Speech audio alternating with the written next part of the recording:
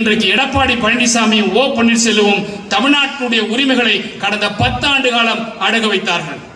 என்றைக்கு மோடி 2014 இந்தியாவுடைய பிரதமரானாரோ அன்றைக்கு தாழ்த்தப்பட்ட பிற்படுத்தப்பட்ட மிகவும் பிற்படுத்தப்பட்ட சிறுபான்மையின் மக்களுக்கான ஆபத்து ஒவ்வொரு நாளும் நடந்து கொண்டிருக்கிறது. தாழ்த்தப்பட்ட பட்டியலின மக்கள் உயர்கல்வியிலே படிப்பதற்காக ஸ்காலர்ஷிப் கொடுத்துக்கிட்டு இருந்தாங்க. ராஜீவ் காந்தி காலத்திலிருந்து இந்திரா காந்தி காலத்திலிருந்து ஏன் வாஜ்பாய் காலத்திலிருந்து எல்லாம் கொடுத்துக்கிட்டு இருந்தாங்க. ஆனால் என்றைக்கு நரேந்திர மோடி நாட்டுடைய பிரதமரானாரோ அன்றைக்கு தான் தாழ்த்தப்பட்ட பட்டியலின மக்கள் உயர்கல்வி படிப்பதற்காக கொடுக்கப்பட்ட ஸ்காலர்ஷிப் திட்டத்தை ரத்து செய்தவர் மோடி. இன்றைக்கு சிறுபான்மையின மக்கள் உயர்கல்வி படிக்க வேண்டும் என்றால் முஸ்லிம் சமூகத்தை சேர்ந்தவர்கள் கிறிஸ்துவ சமூகத்தை சேர்ந்தவர்கள் உயர்கல்வி படிக்க வேண்டும் அந்த பிள்ளைகள் என்று சொன்னார்.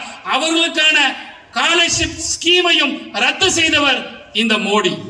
ஆனால் நீ ஸ்கீமை ரத்து செய்தாலும் கூட என் தமிழ்நாட்டு மக்கள் படிப்பதை தடுக்க முடியாது என்று தாழ்த்தப்பட்ட மக்களுக்கும் பிற்படுத்தப்பட்ட மக்களுக்கும் சிறுபான்மையின மக்களுக்கும் உயர்கல்வியில் படிப்பதற்கான ஸ்காலர்ஷிப் திட்டத்தை தமிழ்நாட்டுடைய முதலமைச்சர் தனியாக வடிவமைத்துக் கொண்டு இன்றைக்கு தமிழ்நாட்டிலே கொடுத்து கொண்டிருக்கிறார்.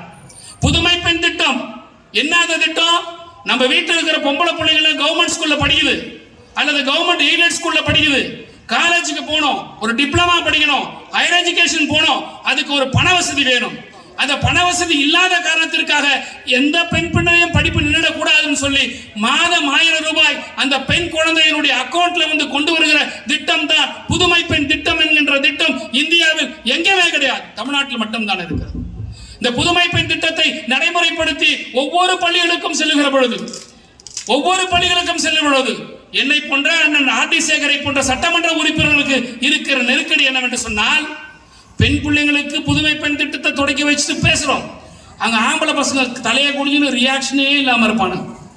எல்லாம் பூரா பொம்பளைங்களையே நீ கொடுத்துட்டு இருந்தீங்கன்னா நாங்க என்னையா பண்றதுனா இதை எல்லாத்தையும் நாங்க போய் முதலமைச்சர்கிட்ட போய் சொன்னோம். ஒண்ணுமே சொல்லல, அமைதியா கேட்டுக்கிட்டார். சரி ஓகே கேட்கிறாரு, ஒன்னும் நடக்காதுன்னு நினைச்சேன்.